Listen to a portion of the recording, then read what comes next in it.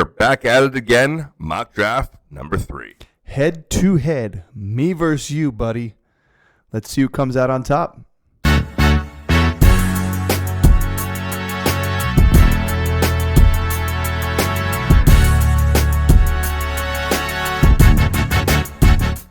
And welcome back to Standard Fantasy Football Podcast. I'm your host, Jono. And I'm your host, Chris. And we are back at it with a mock draft number 3, where I am going to be drafting out of the 2 position, and Jono is going to be drafting out of the 10 position. We're going to do another standard team, 12-team standard snake draft here. We will be going to probably about 12 rounds, 13. Depends on see how the depth goes. Last time we did it, we went a little bit longer. We may do it again here. We're going to exclude defenses and kickers, so we're not going to go the full 15 rounds. Yep. So we'll do 13 rounds. Again, this is standard scoring, 6-point touchdowns for all touchdowns, 1 quarterback league. This 2 wide receiver, 2 running back, and a flex. Yep. 1 tight end. Rest our bench. We will be getting to maybe some PPRs and some other types of drafts here, but at the end of the day, this is the Standard Fantasy Football Podcast, where we believe the standard scoring system is not archaic, and it is actually the scoring system you and your league should be using, because it is the tried and true, most equivalent across the board for running backs, quarterbacks, wide receivers. We've talked about it too. Did an episode last year. We'll do another episode this year on why it's more relevant, just because of the way the league is shifted in terms of more of a passing league, more passing, less running backs. Where 10 years ago, running backs were there were all sorts of running backs, and if you didn't have those top ones, there was no other guys. Well, now years ago, split committees. Years ago, the term workhorse came from those running backs. Yeah. And so now everybody's looking for that workhorse running back, where they're harder to find nowadays, but it's easier to find almost a workhorse wide receiver. Yeah. There's a lot of we play also in 17 games versus 16, which was the past. And you think about it, it's a lot easier for the wide receiver to hit that 1,000-yard mark now. Easier. It's easier to hit the double-digit touchdowns now if they wanted to. So yeah. Passing offense and passing volumes are through the roof. And when a team doesn't pass for 500 attempts, that's on the low end of the season. So. Right. All right. Well, I'm drafting from the 10 spot. Chris is drafting from the 2 spot. We randomize that here so that we can give you guys a real, authentic idea of the different positions. There are a couple spots we have yet to draft from, like the 6 and 7, that we will purposely plug ourselves into in one of these upcoming mock drafts. Don't forget that we do a mock-a-thon leading up to the heaviest weekend of mock drafting. Right before Labor Day weekend, we will do a draft a day from each position again. Yeah. You ready to get rolling? Well, it's early in the morning, but let's do it. Yeah, let's do it. McCaffrey's going to go 1. Exciting. Nope, Tyreek Hill went 1. I'm so excited right now because I'm going to draft Christian McCaffrey. Like, that's easiest. Well, let's just say McCaffrey did go 1 overall, and you're the 2 spot. Who were you looking at? Tyreek Hill. Okay, so fair enough. So 3 running backs off the board, 6 wide receivers off the board. It's tough not to take somebody like Jahmyr Gibbs here. But to me, what scares me a little bit about Gibbs is he's still in a shared backfield. Like, we are just assuming that David Montgomery is going to fade away from existence. He was effective last year. The only reason Gibbs took over that backfield was due to Montgomery's injury. We know that. So let's just say, for example, it does favor Gibbs again. Would you rather have a running backfield like Taylor or Barkley where there isn't a shared experience compared to Jahmyr Gibbs? Well, there is with both those guys, and it's their quarterback. You say there is, but it's their quarterback. Yeah, that's true. So that's true. That's the downside of it. Like, with the running ability of both Hurts and Anthony Richardson, you're going to lose goal line touchdowns there. Yeah, but who's to say Jahmyr Gibbs doesn't lose goal line in Montgomery? No, that's what I'm saying. It's a risk you're taking by taking Gibbs in the first round, which to me, it's a little too rich for my blood. I'd almost feel more comfortable taking Kyren in the first round because of what he did last year. But again, I don't trust the McVay system of who do I want running my ball. So I'm going to go Saquon Barkley here. I want a guy who has the potential to be the RB1 overall this season. And in his new home, I think he has a chance. Garrett Wilson, Taylor, Gibbs go, and Puka. Good, because I don't have to sit there thinking about should I draft Puka this early. Now I'm in a situation here. Again, it's standard scoring. I'm going to go a little bit crazy here. Go for it. I want to go. Devontae Adams. No, I want to go with the top player at his position Josh last year Allen? and the chance to be the top player again at his position this year, and that's Josh Allen. There you go. I want to get the advantage. I don't often do this, getting the quarterback in the first 2 rounds, but someone like Josh Allen, if you can do that and change your team, How did Marvin Harrison fall all the way to me? well, he should. He's a rookie. We don't know what he's going to do. But again, on the Josh Allen note, before I keep moving on, I will never say don't draft a quarterback this early. Now, the fact that I drafted a quarterback this early, it's going to be difficult for me to draft a tight end any earlier. But Josh Allen is a game changer. If he's the person that's going to be able to be the number 1 overall at his position, go for it a little bit earlier. You're going to have to pay for him. To me, I don't want to pay for any other top-tier quarterbacks except for him right now. I've already made my pick. I saw I'm that. just so shocked. Well, before you pick your next pick, let's go over London, Adams. Kyron ETN went in the middle of the draft, so you have 2 teams with double running backs. Olave, Achan, Jacobs. So a lot of running backs off the board already. I mean, it's a standard scoring. Chris drafted Marvin Harrison, Nico Laporta, and it's back to him. So talk about your Harrison pick, and then for about 30 seconds, and go into what your next pick is. Well, we've always talked about kind of. I've talked about this and doing this at the swing pick. So either 1 or 2 or 11 and 12 is you get the guy that falls. And Marvin Harrison, I've never seen him go outside of the 14th pick. Yeah, early second round. Mid second round is the latest I've seen him, around like team 8. So to have him come back at the tail end of the second round, that's extreme value. Like I could have went Laporta there. I was thinking about going Laporta, but I think getting Marvin Harrison is more valuable than getting Laporta. Now I got my and the guy I wanted is still there. So I'm going to go ahead and draft my second pick, which is Derrick Henry. All right, so McCaffrey, Harrison, Henry for Chris. Kels goes afterwards. Pacheco, Ayuk, Evans, Debo, Hurts, and Diggs. I'm not mad about that, to be honest with you, because I didn't want to be in the conundrum based on ADP, do I go Diggs? Because I just am – you listen to our Texans video here. Go back and look at our videos. We did a nice whole breakdown of the team and the wide receiver group. All those guys are kind of bunched together. Your Tank Dell, your Stephon Diggs.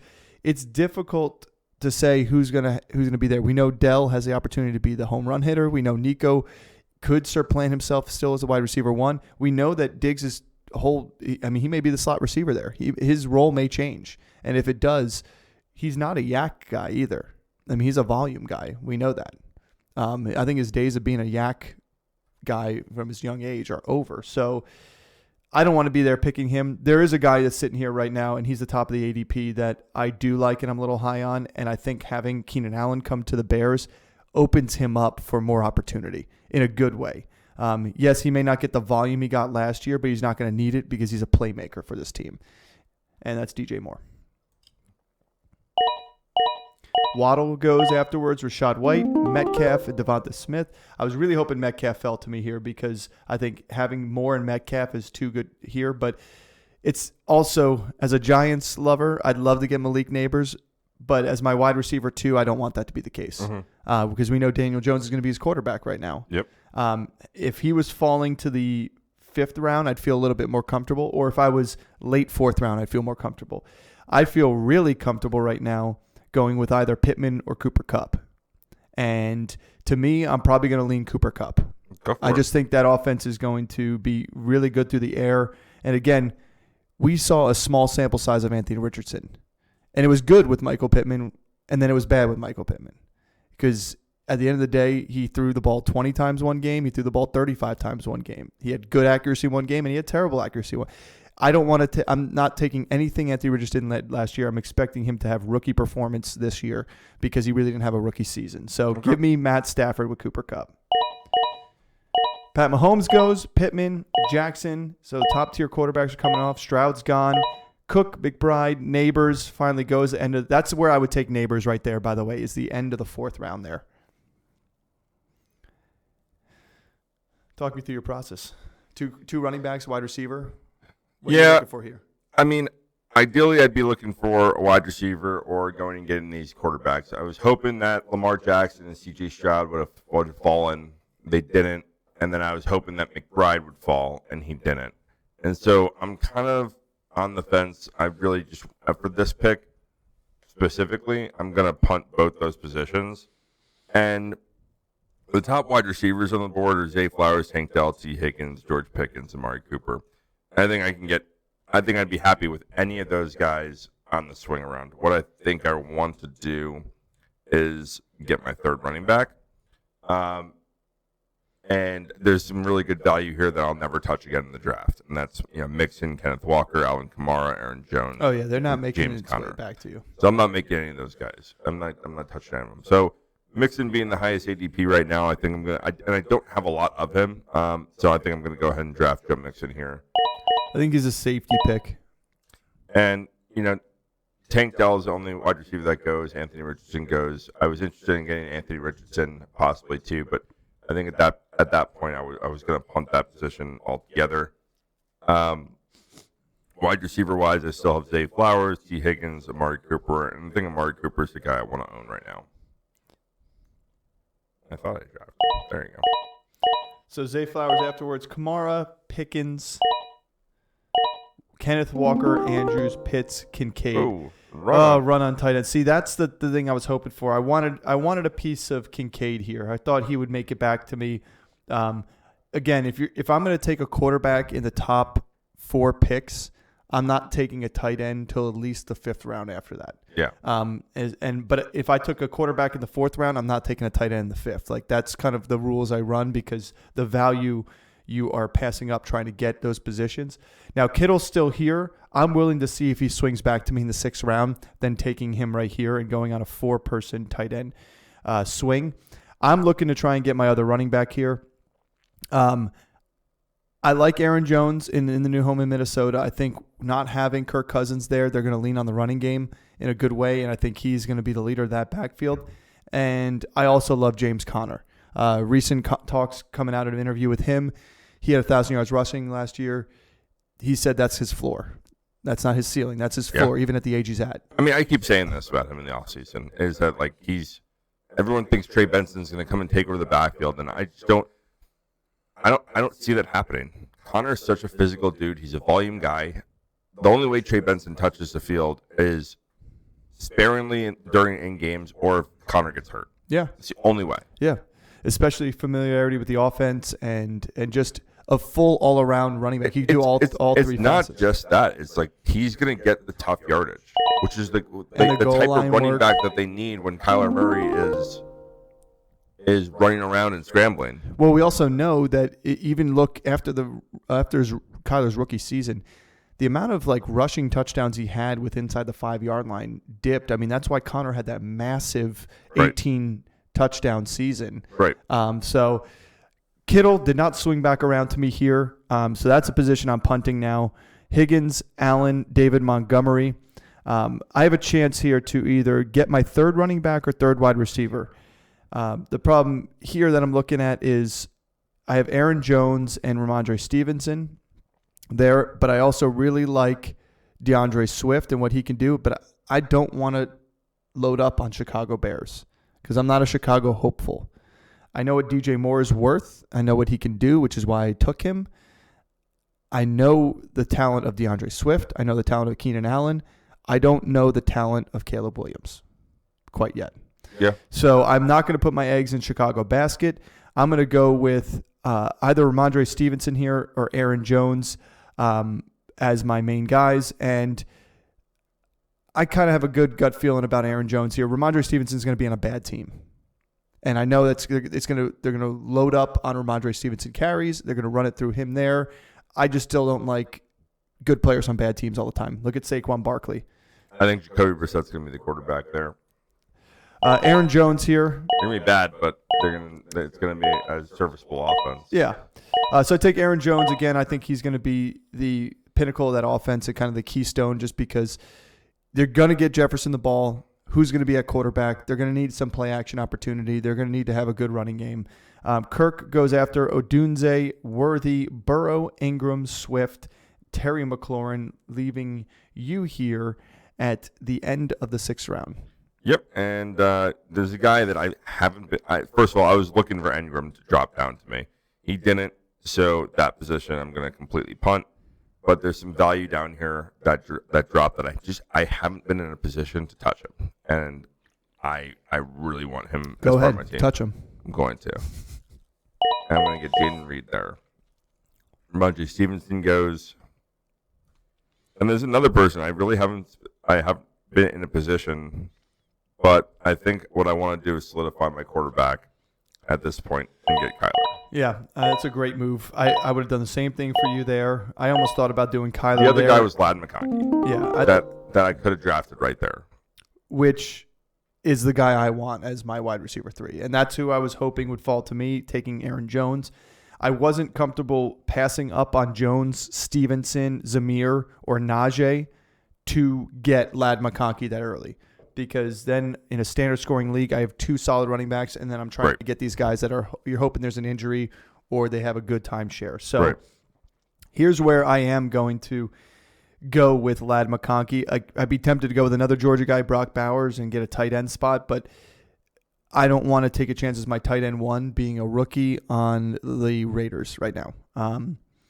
Raiders. I'm going to go Ladd McConkey, take my wide receiver 3, my flex, my bench, whatever it may be.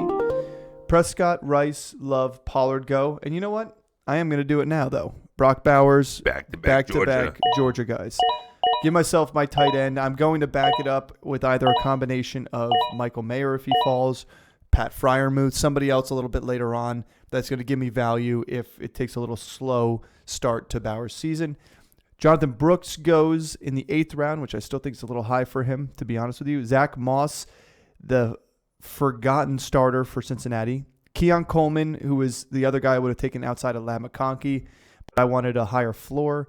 David Njoku, Nick Chubb, Caleb Purdy, and back to Chris. So I'm going to go and get my 4th running back. And this is a guy in the standard league during all our mocks I haven't really been able to touch yet, and that's Jaylen Warren. I have a lot of him in best ball, and I absolutely love him. And I knew that I'd have an opportunity at one of these 2 guys, and they both fell, and it's D-Hop and Brian Thomas. And I think I want to get some Brian Thomas right here.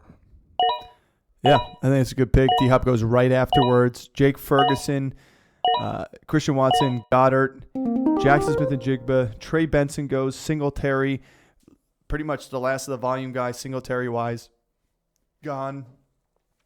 I'm going to load up on running back here. I've always struggled to have teams that have healthy running backs throughout the season.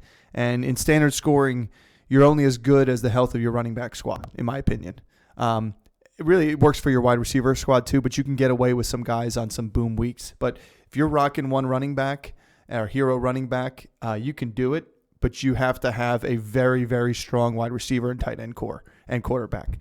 So I'm going to go with another running back here, and that's Brian Robinson, the leader of the Commanders. I know he's going to be a solid floor for me this season, taking him here. He's a good plug-in if Aaron Jones' experiment doesn't work in Minnesota. You're at least getting, 20 carries from him in a game. Maybe Eckler takes away some of carries and some of the receptions, but he's the guy there. He's the guy there. It's crazy to me that Eckler goes 9 picks before him. Yeah. Well, it depends. We don't know how that offense is going to run yet, but we know Brian Robinson is effective. Or Brian Robinson. Tajay goes, Jameson Williams, a guy that I'm a little bit high on here. I do like Romeo Doubs too. I know there's a lot of mouths to feed in Green Bay, but Doubs has solidified that red zone threat. And Tua goes afterwards, leaving me here to go back to the well for wide receivers. In terms of the wide receivers available, Cortland Sutton's top of the ADP, but you got people like A.D. Mitchell, Curtis Samuel, Khalil Shakir, guys that are going to have opportunities on their teams. Even Jacoby Myers is a great wide receiver too in Oakland, and he is like non-existent. And we're talking 10th round pick here. I'm going to go ahead. I'm going to go with A.D. Mitchell, the rookie for the Colts. I think his athleticism and his skill is something that Alec Pierce and Josh Downs can't replicate. And so he's going to get opportunities, and I'm hoping he's a second half of the year guy here as my wide receiver 4. Gus Edwards, Hawkinson, Zeke, Goff goes, Schultz, Jaden Daniels, Tyler Lockett back to Chris, who is still in need of a tight end, which he has punted that position. Told you I was going to punt it. And sitting here, looking at the wide receiver room, you're right. Like, there's a guy on here, a wide receiver 1 on a team, that's still sitting here. And I'm going to go ahead and draft him. Courtland Sutton. I think a lot of people are shying away from him, but, like, he's a big, we saw what Zach Wilson was able to do with Garrett Wilson out there. And Garrett Wilson is a dynamic, get open kind of guy. He's a great route runner. But Courtland Sutton is a guy that's a big body, red zone threat. He can do it all. He's going to be okay with any quarterback that ends up playing there. And I think that Denver is going to be a lot more competitive than people think. Well, one, the division they're going to have to be. They have to be. And the defenses that they're facing aren't as strong as the defense they were facing in or Zach Wilson was facing in the AFC. So I do think he has an opportunity to be a little bit more successful if he ends up being the starter there. And part of me just wants to keep slamming wide receiver right here, but I'm going to go ahead and draft my tight end, and I'm going to go with Pat Freiermuth. Yeah, he's the last of the guys that I'm looking for late. I'm really hoping this one wide receiver falls to me right here, and I think he will. And he did. I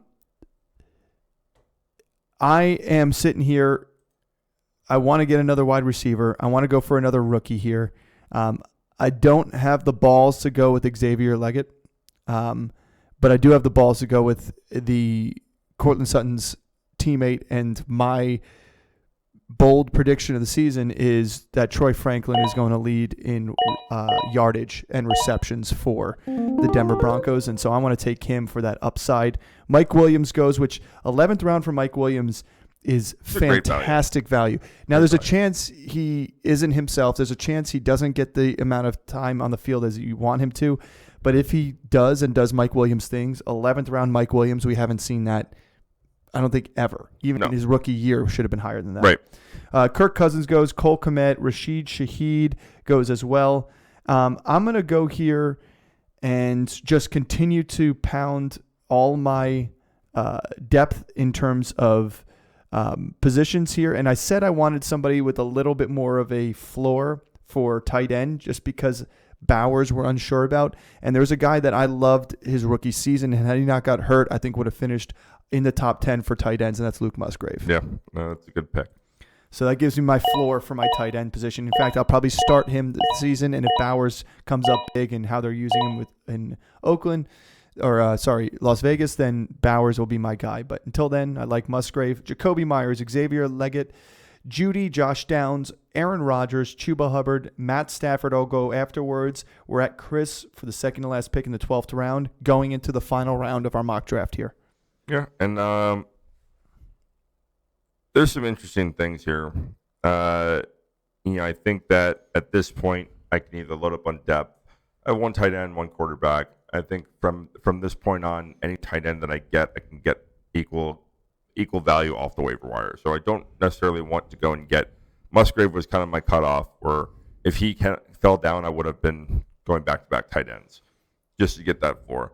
For quarterback, same thing. I mean, I can go and get Baker. I can go and get Will Levis, but those are guys I think I can get. Will Levis is probably the one that I can't get equivalent for. I think that at this point I want to get some more depth at either wide receiver or running back. And wide receiver, there's a lot of value still on the board. And I kind of want to take. We've kind of talked about him all offseason, and I think I'm going to go and snag him up here. It's Jahan Dotson in Washington. I think he is going to. I thought he was going to break out last season, and he didn't. And I'm gonna make my pick and then let it swing to you. So Will Levis will be my second pick. Well, the thing I like about Jahan Dotson. Jahan Dotson, we thought he was going to break out last year, and now he gets a quarterback that is going to be able to scramble a little bit and stretch the field. Dotson is that deep play kind of guy. He had a great rookie season. I think he's in for big things this year. And to get him in the 12th round is really good value for a number 2 on a team that we expect offensively to take a huge step forward. Yeah. And the thing I like about him too is he has a quarterback coming in that was able to sustain 2 top-end wide receivers in college. Yeah, I don't hold that. I don't really value that in college as much. No, but I mean, there's a lot of quarterbacks that are coming out of college that are top guys. Caleb Williams didn't have 2 top-end wide receivers there, and he was the number 1 pick. Drake May didn't have 2 top-end wide receivers at any time. But in LSU, a guy who ran as much as he did had 2 top-end wide receivers that garnered a lot of yardage and touchdowns, both in Neighbors and Brian Thomas. So to me, that just says that the guy is going to be able to spread the ball around, find the open guys, and he's willing to use his arm. And Well, what it does show is that he doesn't hyper target. correct, and And that's the benefit. Well, also, but you have the talent in those 2 wide receivers, and Yeah. he's going to find the talent. Yeah. And Dotson, I think, has the talent. Yeah. That's a thing. I think we're forgetting he has a talent. Forget the Curtis Samuel experiment there. They brought in Luke McCaffrey, and I think that's being overhyped. I don't think Luke McCaffrey is going to have a significant workload this year. Yeah. Um, Real quick before I lose my time here, and the 13th pick here, I'm going to go with a flyer here on a guy who was a number 1 draft pick for the Chargers last year and has a chance to still be the wide receiver 1 there. And I want to give him the benefit of the doubt because if it hits, it hits. And that's going to be Quentin Johnson. I know I already have Lab McConkey, but again, a team that may be a great passing offense in a team that's playing probably from behind a little bit more often with Justin Herbert, that's who I wanted to pick. Let me go ahead and end this draft here. And we'll go over the finals. Chris's team at 2, if you want to go read it off. Yeah, so from the 2 position, McCaffrey didn't get drafted number 1. So it's the easiest pick I think I've ever had to make was McCaffrey at number 2. Then Marvin Harrison fell down to me, so I get Marvin Harrison. Follow up with back-to-back running backs, Derrick Henry and Joe Mixon. And get Amari Cooper, Jaden Reed. And go and get my quarterback with Kyler Murray, Jalen Warren, Brian Thomas, Cortland Sutton, Pat Freiermuth, Jahan Dotson, and Will Levis to finish it out. I ended up being a 10th pick. By the way, for the McCaffrey pick too, and I've said it before, it is rare that a running back that was number 1 the year before finishes number 1 the year after, but it's not rare that he'll finish top 3. And that's the beauty of that pick. It's just a guaranteed give yourself top 3, top 5 at the running back position. Yeah, I know you want to make Saquon happen. Stop trying to make Saquon happen. Well, Saquon's going to happen because I took him in the 10th spot. And really the biggest reason why I take him in the 10th spot is because if they use him anywhere close to McCaffrey and you have anywhere close to that offensive shift that McCaffrey went from Carolina to the 49ers. Now, I know it's not a Shanahan offense, but Carolina to the 49ers and from the Giants to the Eagles, even if he drops himself by 50 carries on the season, the quality of carries are going to go up, and we just know that he's a home run hitting running back. How long has it been since we've seen this team without Jason Kelce? I agree. I don't disagree, but I'm just saying the rest of the offensive line is going to bolster around him. But it's a better offensive line than the Giants have had. Yes. Bar none. Yeah. So anyway, Saquon, I went with the quarterback up top. I took the first one off the board with Josh Allen. I want the top tier guy, or I'm going to punt that position like Chris did. In fact, I'd love the Kyler Murray pick in the 7th round if I wasn't going to get Allen here. DJ Moore, Cooper Kupp as my top 2 wide receivers, James Conner and Aaron Jones rounding out RB2 and 3. I went with the rookie Lab McConkey. The hype is real. It's going to be real. I took him as my wide receiver 3. So I got a Cooper Kupp light almost in McConkey there. I took Bowers right afterwards, double Georgia up with Musgrave in the 12th to back him up or start over him to start.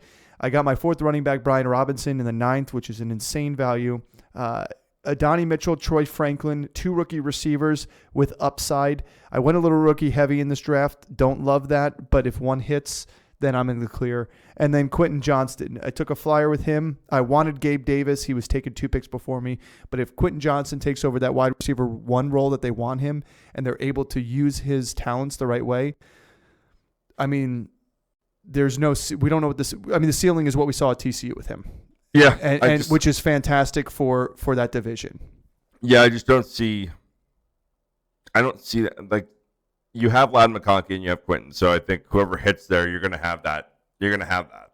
And that's what I want. Unless it's Josh Palmer, and then it screws you on both. And that's a risk there. And then I'm leaning on Adonai Mitchell. But again, having my running back crew here, if I don't hit on McConkey, Mitchell, Franklin, or Johnson, and I don't have a wide receiver 3, I do have James Conner, Aaron Jones, Brian Robinson trade pieces to do a 1-for-1 with a solid wide receiver 2 out there as well, especially with Brian Johnson. And that would be my goal if I was in that kind of boat there. But I have confidence in the Chargers under the new regime there, and I have confidence in either Mitchell or Franklin having to step up for their offenses, period. Sure. So thanks for tuning in. Don't forget to like, subscribe, leave a comment on who you think did the better draft here, as well as what you guys would do from the 2 spot or the 10 spot. Look into the future drafts that we're going to be doing the upcoming weeks and our mock-a-thon, our mock draft-a-thon, then that 1 week leading up to the biggest draft weekend in fantasy football. As always, thanks for tuning in. See you next time.